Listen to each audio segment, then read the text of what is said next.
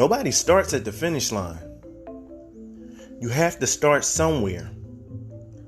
In order for you to get to where you're going, to meet that destination, you can't think that you're going to get there instantly. Welcome to another episode of the Mr. Mindful Minute podcast, where we touch on how we could go from a nothing place to a something place in different areas of our life.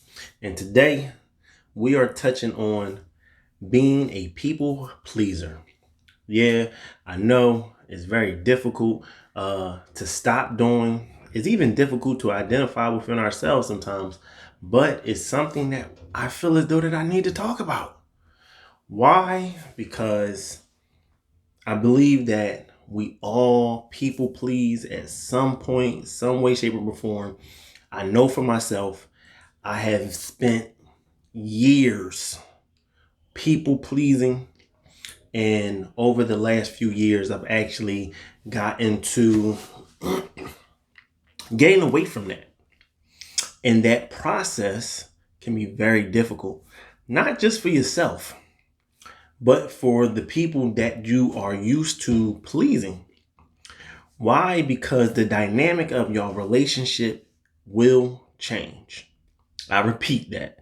The dynamic of your relationship will change because you are changing the dynamic of your relationship, which it went from doing everything that that pleased them, that made them happy, suppressing what you wanted to do or suppressing how you felt, not speaking up for yourself. People pleasing show up in so many different forms, but we don't always acknowledge it for what it is. Well, at least I know I didn't. And it's so many factors that we have to take into consideration, because not only do our society kind of make us feel bad when we don't do certain things. Say, for example, a person can be people pleasing when it comes to their parents. Well, why do some people please when it comes to their parents? Well, think about it like this.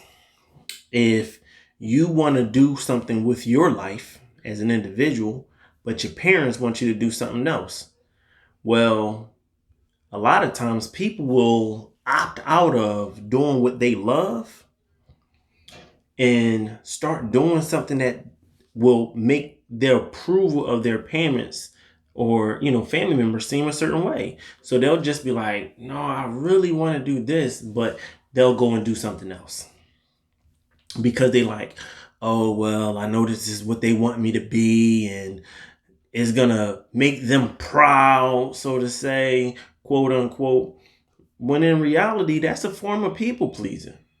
And why is it a form of people pleasing? Because you really don't want to do that. You may have a skill in it. You may have a form of enjoying it, but you're like, I don't really want to do this. But for the parents or the guardian, they like, no, you should really do this with your life and X, Y, and Z. I have the best intentions for you. I'm going to pay for you to go to school and this, that, and the third. And it's almost as if they guilt trip you. And that's one of the reasons why sometimes we people please, is because we feel guilt tripped. So we feel as though that, oh, well, I have to do this for them. And if I don't, I'm going to feel bad. And I don't want to kind of create a rift in a relationship. So when it comes to our parents, we'll people please in that way. But then you'll also be trying to people please when it comes to the aspect of decisions that you choose to make that you find favorable, but other people don't. And what do I mean by that? Well, think about it from this standpoint. Say, for example, you decide that you want to be with a certain individual, right? Well, other people may say, no, I don't think that's the right person for you. And this, that, and the third. Y'all not good for each other. Y'all not a good fit. oh, I could see right through them and this, that, and the third. Now, don't get me wrong. They may have some validation to the stuff that they're saying. Some of the stuff that they might be saying may have some truth to it and things like that. But at the end of the day, who has to live with the decision that you are choosing to make? You do, not them. So when we people please, sometimes when it comes to a relationship, you can find yourself not talking to a certain individual or not being with a certain individual just for the simple fact that everybody else is like, oh no, they're no good for you, and this, that, and the third, or they're this or they're that. But on the flip side of it, you're not going to try to press upon onto them what they should or should not be doing.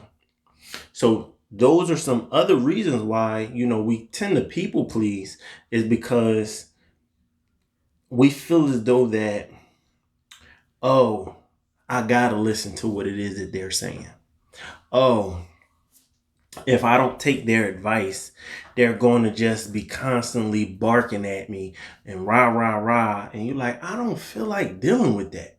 So you'll find yourself people pleasing just for the simple fact that you are not confrontational. So people that are not confrontational, they people please because they don't want the confrontation. And they don't want to deal with all the pushback on the decisions that they're choosing to make. Whether those decisions are wise or unwise, favorable or unfavorable, it doesn't matter. Because the fact that the person doesn't like to be argumentative and things like that, they're always looking to see how they can keep the peace. You're always looking to see how you can make things calm and things like that. Guess what you're going to do? You're going to find yourself people pleasing. So even when it comes, from the aspect of in a relationship, sometimes in a relationship, a person will people please. You could be in this relationship and you'll say, well, I really don't want to do this. I really don't want to go to this party. I really don't want to go to whatever. Now, I'm not talking about compromise. And I don't, and people may say, well, you got to compromise in a relationship. And in reality, you don't got to compromise in a relationship. What you should be looking for in a relationship is synergy, where you can take both of y'all disposition and see how y'all can bring it together and be better than what either one of you expected. That is something totally different. But when you're doing it in the aspect of a relationship, you'll find yourself at a certain space where you're people pleasing so much, you're becoming who somebody else wants you to become. And it may not be even saying that that person that they want you to become is, a bad person or you off or you did, but all you know is it's just not you. And there's nothing wrong with the person that they saying that they want you to become or the potential that they think that you have, because it could be something very, very favorable. But the thing about it is, that's the image that they have in their mind of what they project of you. And because you can't see that person and of yourself, it will make it very, very hard for you to try to naturally become that person, because it's not something that you are gravitating into. It's something that is kind of being pressed upon you. So you'll find yourself, people pleasing in that aspect where you'll say, all right, well, I'll do this or I'll do that. And a lot of times people think that, oh, well, I'm going to do this for them. I'm doing this for them. And that's how we tend to people please in that aspect, because we're like, oh, well, it's going to better me. And that it might be. But is that something that you want to do? Because if it's not something that you want to do, you got to figure out why you do or why you don't. And if you gravitate into the realms of you people pleasing in that aspect, you're going to find yourself at a certain crossroad where you're like, that's not really who I am. And you'll have on the when you're not around that person or you're not around anybody else, you'll find yourself being that person that you want to be, and it's going to be totally opposite of the other person. And so it's going to be really hard for you to now adjust, and you'll find yourself kind of like becoming a chameleon. It's like, oh, I know how to change my color to blue when I'm around this person. And so now I got to be blue when I'm around them. But in reality, I really want to be green. And so it'll be very difficult for you to identify with your own self and truly love your own self, because if you're around that person a lot, then you'll find yourself always being the person that they want you to be, and you won't be able to become the person who you want to be. So you're now suppressing how you truly feel about yourself because you're so focused on being that person that you want to be for them. And here's the problem with that. The problem with that is when you have to think about being something or think about doing something, that's where the issue is going to come in at, because the stuff that you naturally want to do, you're just going to naturally want to do it. You're not going to even have to think about doing it. Nobody's going to have to remind you about doing it. It's just going to automatically flow. And the fact that you have to think about doing a thing is where the mess up will kind of come in at. It's going to be hard for you to do it. And think about it like this. A lot of people that have panic attacks and anxieties and things like that, when people tell them to just breathe, or they have to think about breathing, that's when they find it hard to breathe, because they have to think about doing the thing that they need to do now. So when we people pleasing, we find ourselves at a space where we're trying to really think about what it is that we have to do in order to become that person. And that's why it's so difficult for us to be true to who we are, because we're so focused on, oh, how can I please this person? How can I appease this person? I don't want to argue with them. And how can I make the relationship between us be kind of smooth and things like that? So I don't want to this and I don't want to that. So some of the real root cause to why, we might people please, because we don't want confrontation. We don't want to deal with it. And so when you don't want to deal with that, you're willing to just say, all right, cool, whatever. Like, whatever you want to do, whatever you want me to do, all right, I do it. All right, fine. And initially it kind of, it works. But that individual, if they really fully paying attention, they'll be able to notice, like, oh, it ain't genuine. Or you'll find yourself saying, man, I ain't really being true to me. So we identified, some of the different things as far as people pleasing, but what can we really do to stop it? Because that's the hard part. The hard part is no longer doing that. And so some of the things that we could do is, one, we got to identify ourselves as a people pleaser. You have to acknowledge that unfavorable quality about yourself and say, well, if I'm going to say that I know that I people please, now you got to actually say, well, what am I going to do to acknowledge it? Or do I want to stop people pleasing at 100%? Or do I just want to people please towards certain people? Or do I want to just identify when I want to be a people pleaser and when I don't want to be? So it's not even saying that people pleasing is necessarily a unfavorable thing. Because if you're a person that's very, very supportive and you care about people's experience with you and you care about how people feel towards you is not necessarily a bad thing, but it's bad when you don't have no boundaries on it. It's unfavorable when it's like you do it to the extent of losing yourself. So again, the first thing that we want to do is identify that this is a behavior trait that we have. Oh, I'm a people pleaser. Next thing that you want to do is identify the people that you actually do the people pleasing to.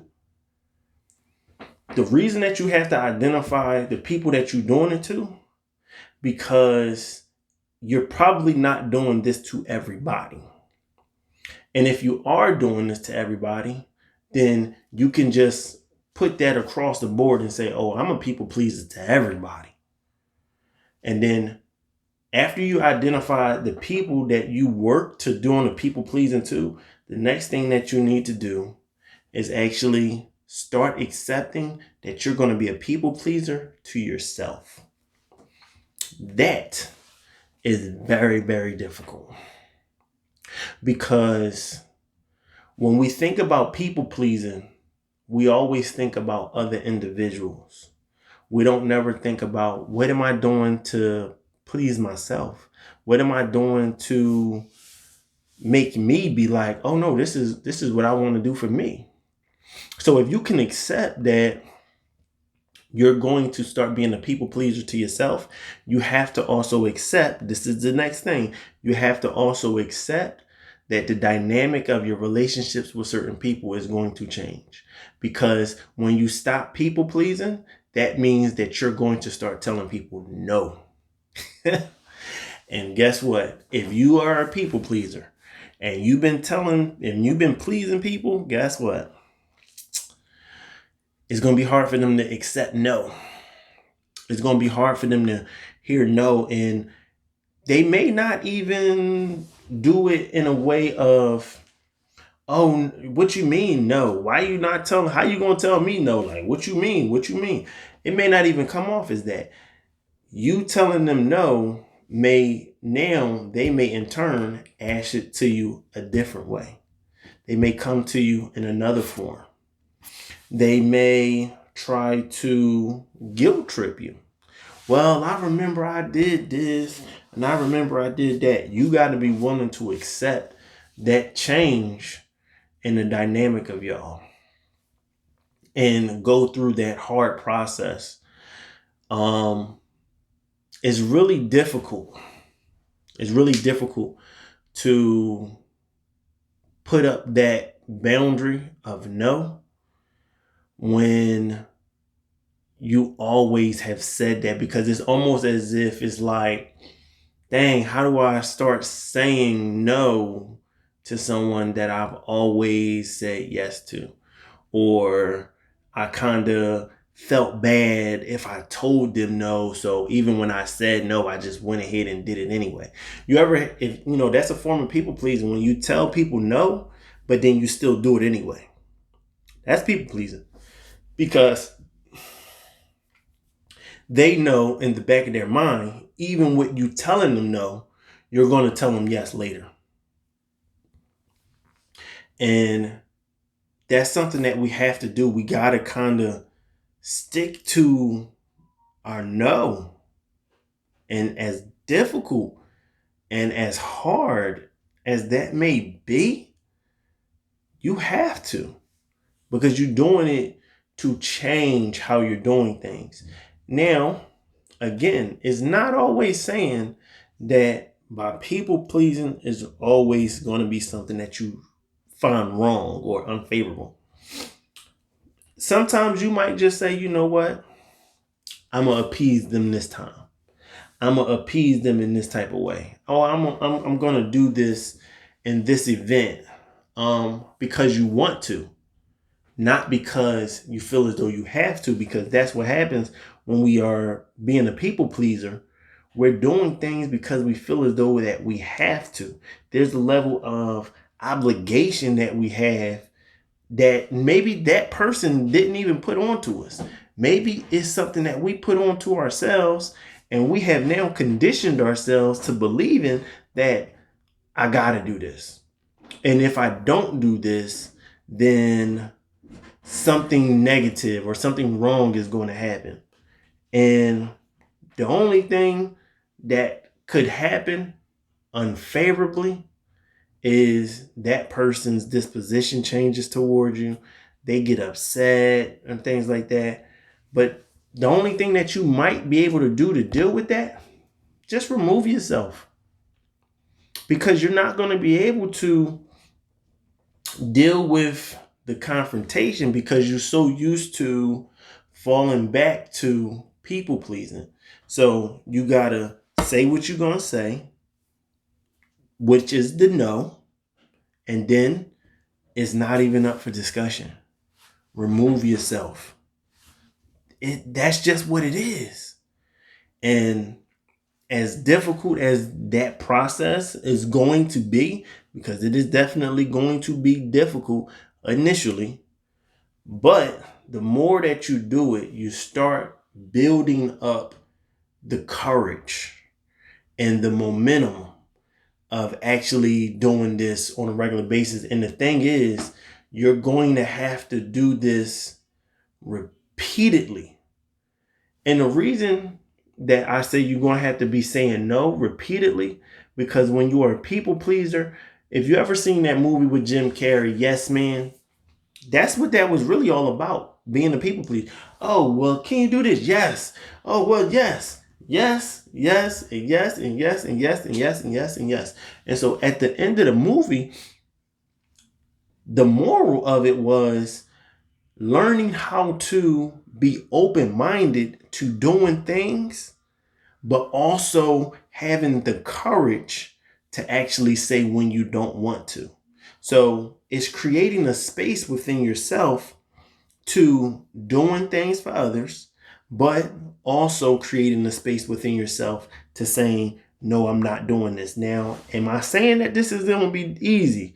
No, I'm not. This is not an easy task. It can be very, very difficult. Why? Because as I always say, you fall back on what you know, not what you don't know. So if what you know is doing stuff that's going to make them feel good at the expense of you not wanting to do it, it's going to be hard. But guess what? It is possible if you are willing to do those things. So, what are some of those things?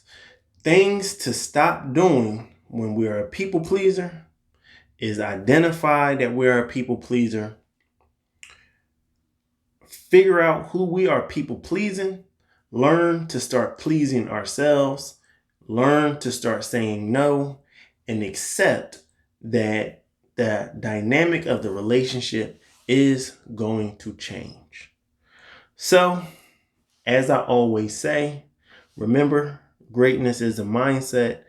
If your greatness was circumstantial, when circumstances wasn't favorable, then you would no longer be great. But if your greatness comes from your mind, then no matter what the circumstances are, you would still be great. So remember, my motto is always go be great. Now it's time for one of my moments. One of my moments that I can recall having is very, very difficult moment that I had to deal with. I remember I was looking for a job and living in Philly. I caught the bus from North Philly to what we call Northeast. And so as I'm looking for a job, I'm applying to different places.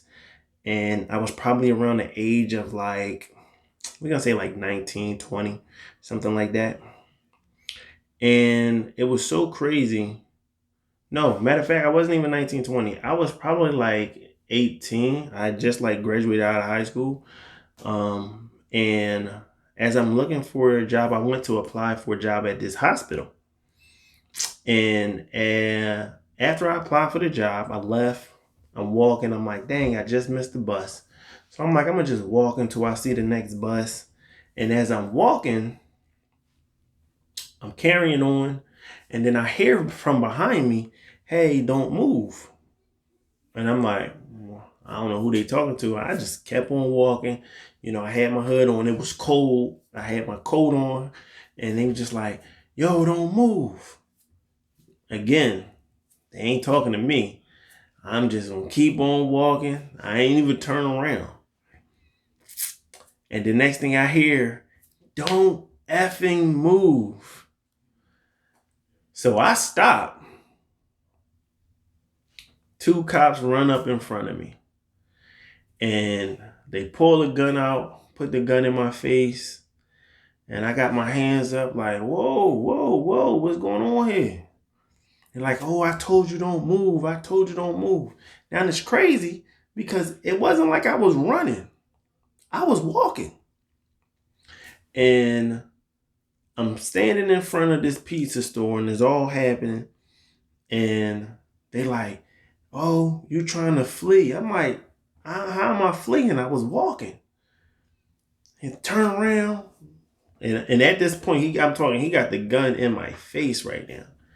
And I turn around, put the cuffs on me and everything. And they walked me to the car, put me in the back seat. The door is still open. I hear one of them, hit the little walkie-talkie joint. He like, da da da da da. They're like, oh, he tell his partner, oh, let him go. Talking about me, saying let him go. And I'm like, man, this is crazy. Wrist hurting, things like that. And it's crazy because he was like, oh no, I got him. We got him. And his partner like, no, let him go. Because they searched me. I didn't have no weapons. And he was like, no, they found the guy. He was in another pizza store hiding. The guy that pulled the gun out on me wanted to lock me up so bad because I kept walking. He like, no, this is the guy. This is the guy. That's he was trying to flee. He like, man, let this guy go. They got the guy and he had the weapon on him. Pull me out the car, take the cuffs off. And the guy that was on the walkie-talkie was like, I'm sorry, misunderstanding, this, that, and the third, blase, blase. The other guy like, oh, I'm going to catch you next time. I'm going to catch you next time. And I'm just looking at him like, yo, this is crazy. And so things can happen just that fast, from doing what you would think is relatively right? To doing something, to being in a situation that you had nothing to do with. So before we start thinking that, oh, it doesn't matter and things like that, anything can happen at any given moment. And this is just one of my moments. You're in control of how you feel. You're in control. You are the determining factor of your feelings. No one else can control how you feel. Remember, you're in control how you feel. So control your feelings.